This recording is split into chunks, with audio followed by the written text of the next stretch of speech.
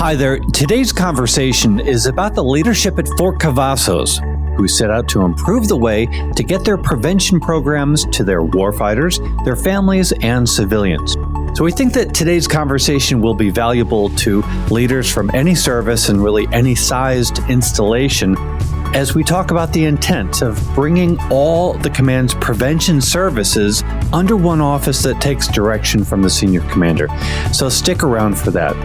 Before we get started, I want to remind you that Military OneSource is an official program of the Defense Department with personalized tools and support and resources for every step of military life. Please subscribe to the podcast on your favorite podcast app. I'm Bruce Moody, and let's go ahead and jump into today's conversation. All right, here we go. Joining us today, we have Army Captain Avery Smith, we have Donna Morrissey, and Jason Westbrock. Welcome to the three of you. Thank you. Thanks for having us. So the conversation that we're having is about the People Directorate, and to kind of set the scene for people who don't know, your installation is pretty much up there at the top of the list when we ask which is the largest installation. You guys pretty routinely rate at the top of the list. So give us a sense of just how populous your installation is and how much ground you cover. Yeah, so we're here in Central Texas.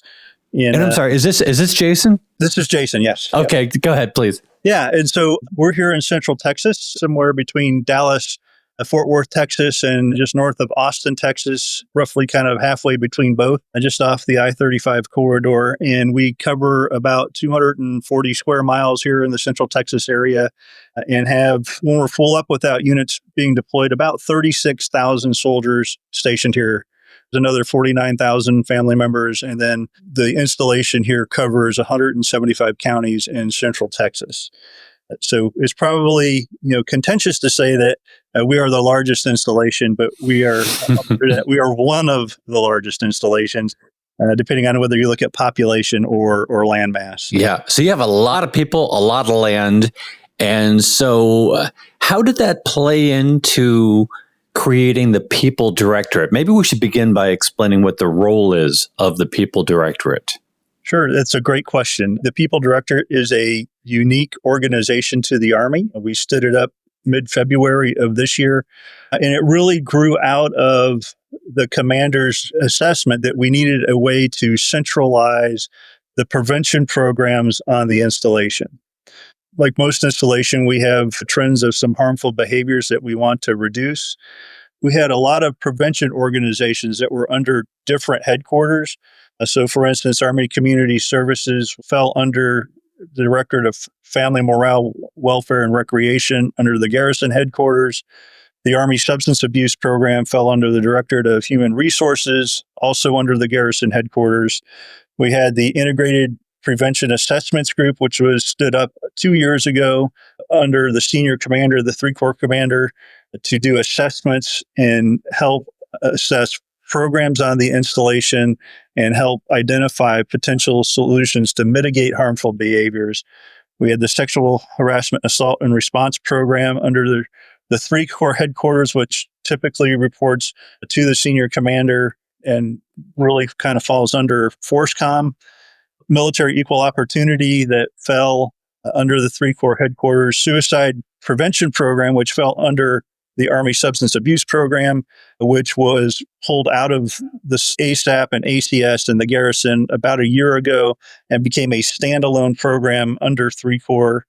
The Installation Reception Company and the Phantom Forge Center, which is what Captain Avery Smith is the commandant of. It's a great immersive training solution to some of those annual requirements to address harmful behaviors. And the Ready and Resiliency Program, which is a contract program that does the master resiliency training across the installation. So we had all these different organizations that have great people that are doing great things to assist our soldiers, our family members, and our DA civilians, but they weren't all under one single point of contact. So what the senior commander did, obviously with approval from Department of the Army and Forces Command, was to stand up this new directorate that we're calling the People Directorate.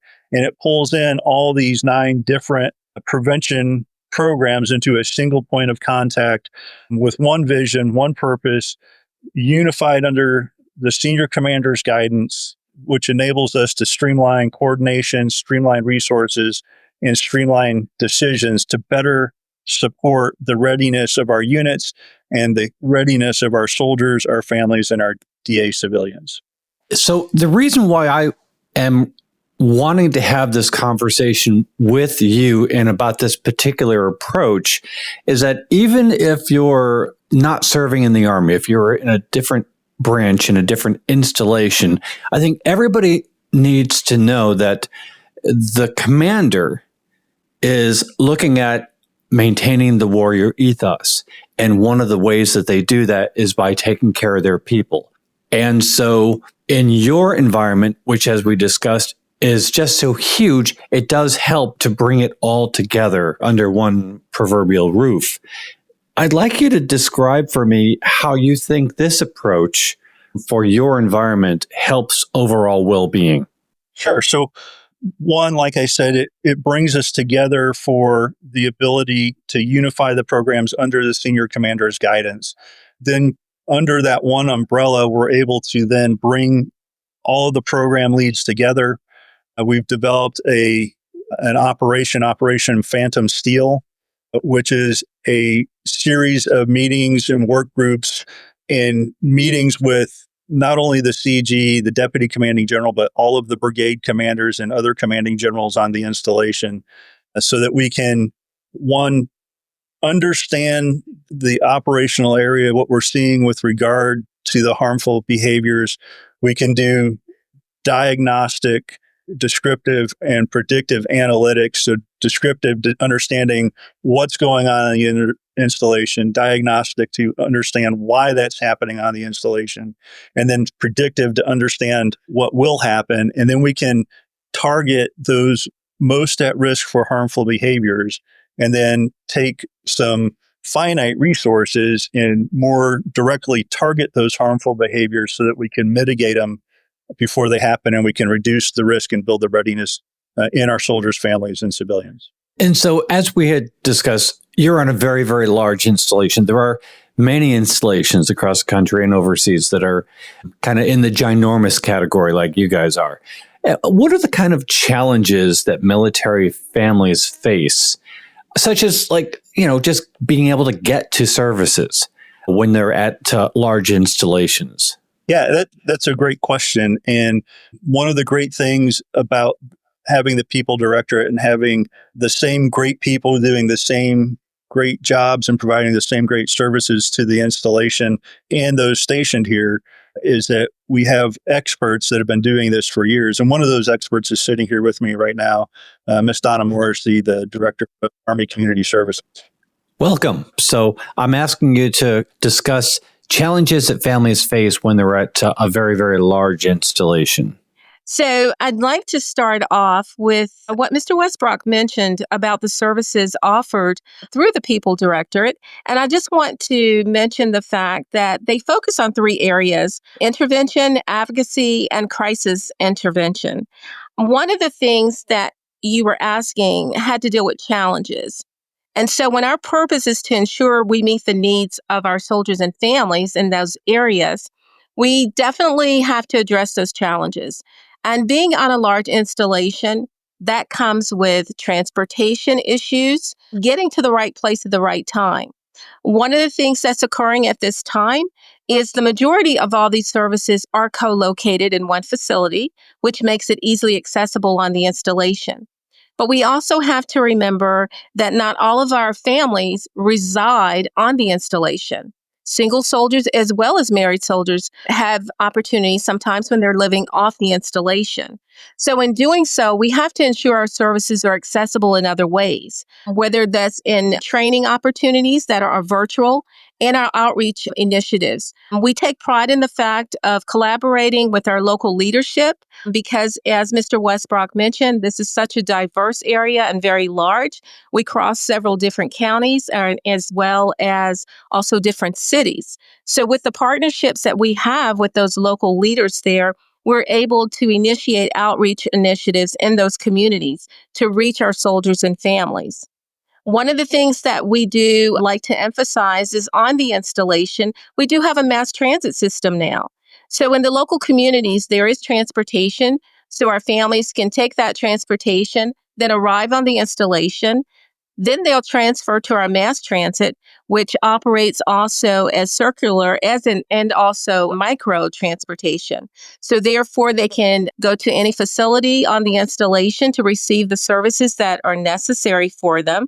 And that takes off that pressure of not being able to go to the different offices that they would like to go visit because they don't have transportation. So that's one of the main hindrances that we do face as a large installation. But now with our mass transit system, that's a problem that is solving that issue. And continuing, as I mentioned, with our outreach is how we're reaching those families, as well as using other methods such as social media too. Thanks, Donna. We did a whole episode on your mass transit system. It's actually really, really interesting. I encourage people to have a listen.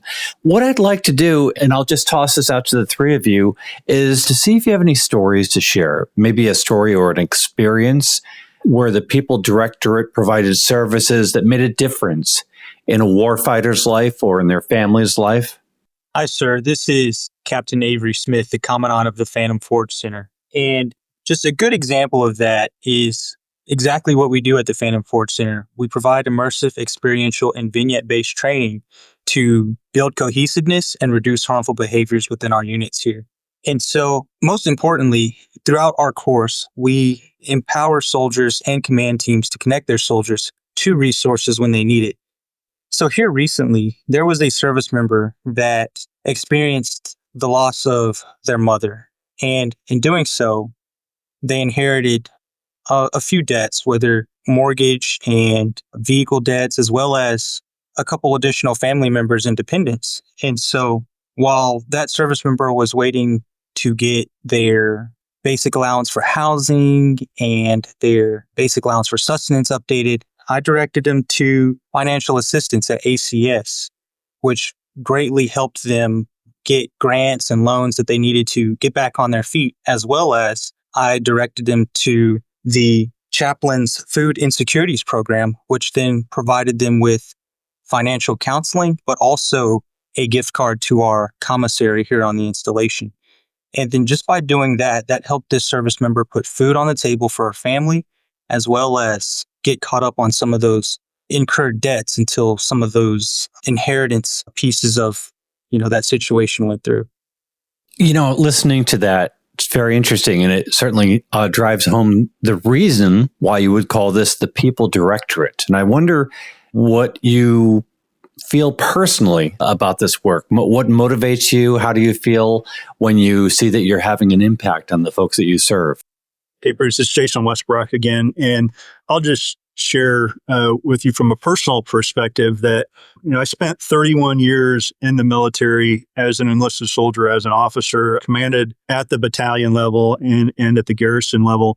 So I have firsthand experience with helping and taking care of soldiers for most of my life. And so this is an opportunity to continue doing that, right? Giving back to the soldiers, the family members, and the DA civilians that make our Army such a great place to be.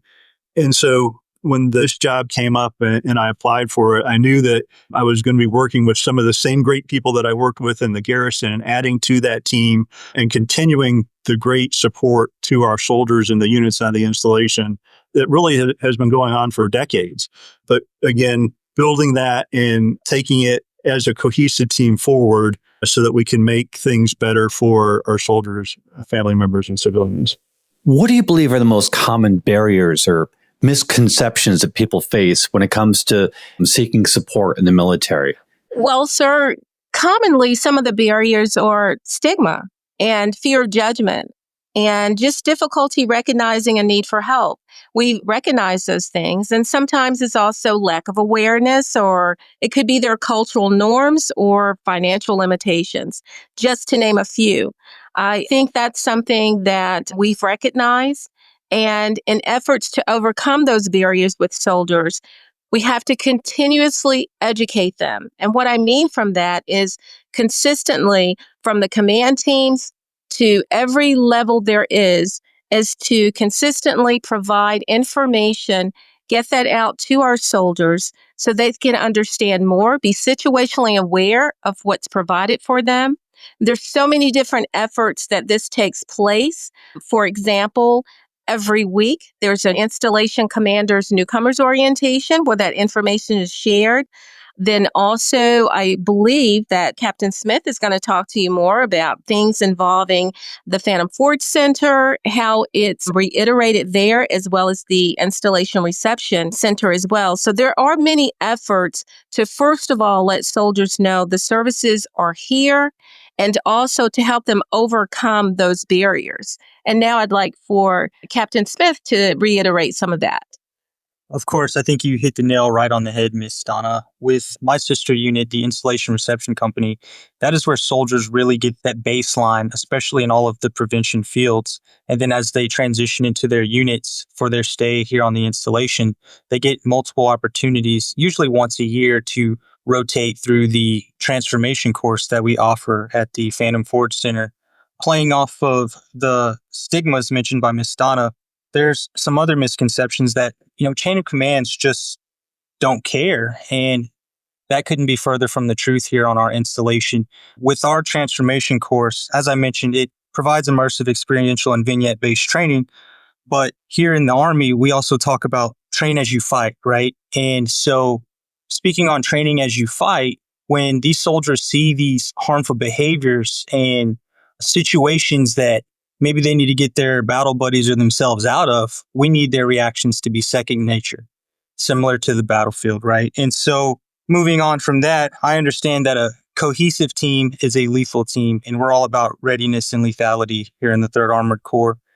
And so once those soldiers get past those misconceptions and those stigmas, I think that's where we really start to hammer down a more cohesive and lethal team.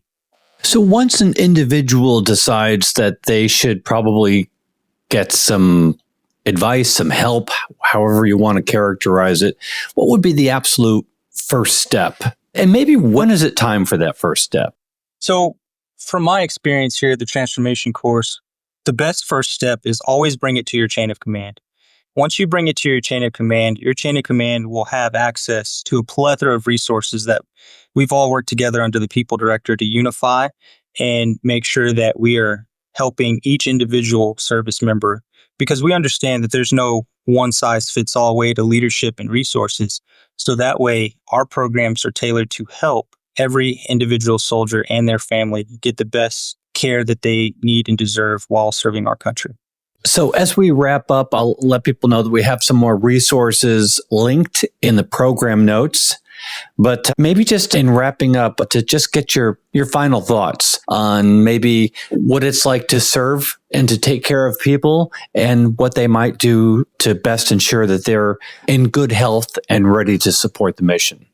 Great question. And so what I would add kind of in closing is this is a really innovative approach to providing services to all members across the installation, right?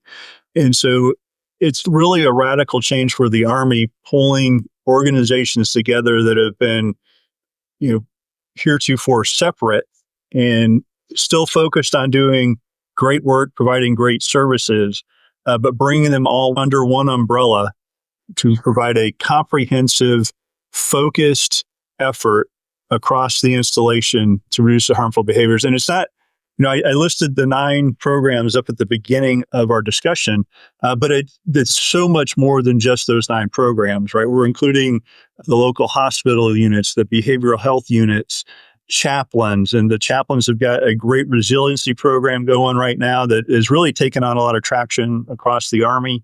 It's getting some attention at the Department of the Army level and TRADOC. And we have other partners as well. And one that I'm really excited about is a program where we're partnered with the Veterans Administration, and they have shown some great progress in reducing suicide and transitioning service members. And now we're bringing that same capability with that same doctor to our active component, and they're going to start a series of studies this coming summer using AI-driven algorithms, identify a whole host of data sets that we don't have the capacity in our own headquarters to analyze that much data, but they're going to bring in this AI-driven system that will look comprehensively at a number of different factors and will very specifically identify those at most risk, in this case for suicide, which will then enable them to teach some life skills and build resiliency in that particular service member or service members. And so we're really coming at this from not how we used to do business in the Army, but how do we do business better? How do we streamline our efforts? And how do we become more targeted and effective with the resources that we have in a much more narrow time? And that is what I would leave you with. It's a very exciting opportunity for change, not just here in Central Texas, but across the Army. Well, we'd love to have you back. And when you get to a point where you have information, lessons learned, and maybe an idea forward, please come back to the podcast and talk about it. Yeah, this has been great. We'd love to come back. Like kind of alluded to in the beginning, we're really a few months into this. We stood the directorate up in February. There was some lead into that before, but officially the directorate was established mid-February. And so we've got a lot of room to grow and a lot of things to do, but we're incrementally getting better as we go forward as a team. Good. Keep in touch and we'll share your progress on the podcast. Thanks for having us. Well, anyway, thank you very much to Army Captain Avery Smith, Donna Morrissey, and Jason Westbrock for joining us today. Really appreciate you talking about the People Directorate. Thanks. Have a great day. Thank you. And want to remind everybody that Military OneSource is an official resource of the Defense Department. We always like to hear from you. If you have any questions or comments, maybe an idea for a future episode, you can use the link in the program notes and send us a message. Always subscribe to this podcast wherever you listen to your podcast, which includes YouTube, because we cover a wide variety of topics to help military families navigate military life. I'm Bruce Moody. Thank you for listening. Take care. Bye-bye.